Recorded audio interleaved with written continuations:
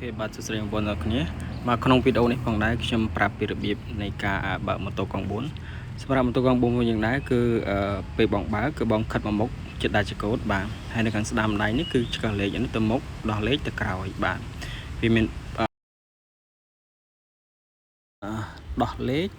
ទៅមុខនិងទៅក្រោយបាទហើយសម្រាប់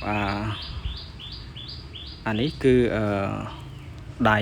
អានេះរ៉ារបស់វាបាទហើយអង់គ្លេសហៅ accelerator បាទគេយើងប្រើមេដៃដើម្បីចុចវាបាទសម្រាប់មនុស្សប្រុសបញ្ហាដែលយើងអាចដាក់នៅចុងបានបែបមនុស្សស្រីខ្ញុំណែនាំឲ្យដាក់នៅគី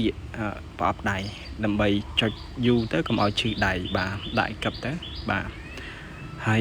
ពេលយើងចុចគឺចុចឲ្យជាប់បាទដើម្បីវាទៅមុខវាដូចជាម៉ូតូស្គូពីអូតូคลิกអីធម្មតាដូចហើយមួយទៀតគឺប្រាំងអានេះគឺប្រាំងដៃរបស់វាប្រាំងវាចាប់ទៅមួយគឺស៊ីទៅមុខទាំងក្រោយបាទហើយផ្នែកខាងឆ្វេងនេះគឺមានប៊ូតុងដេនៅខាងនេះបាទ starter ប៊ូតុនវានៅខាងនេះបាទចុចវាទៅវាដេបាទ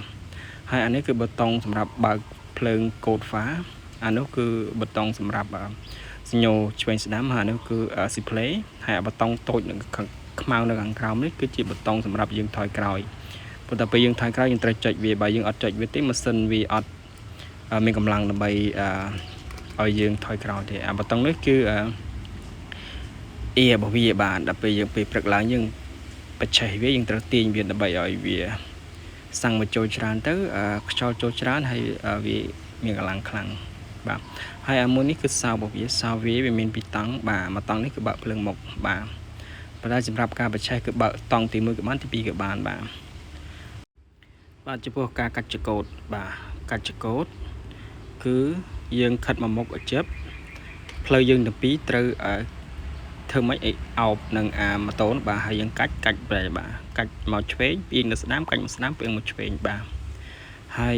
យើងអត់មានត្រេតខ្លួននេះណាបាទដល់ពេលយើងកាច់យើងកុំត្រេតខ្លួនវាអាចឲ្យយើងបះជើងឬក៏ធ្លាក់ពីលើម៉ូតូបានព្រោះតែវាប្រភេទម៉ូតូកង់4វាមានដូចម៉ូតូយើងកង់2ធម្មតាទេបាទអរគុណច្រើន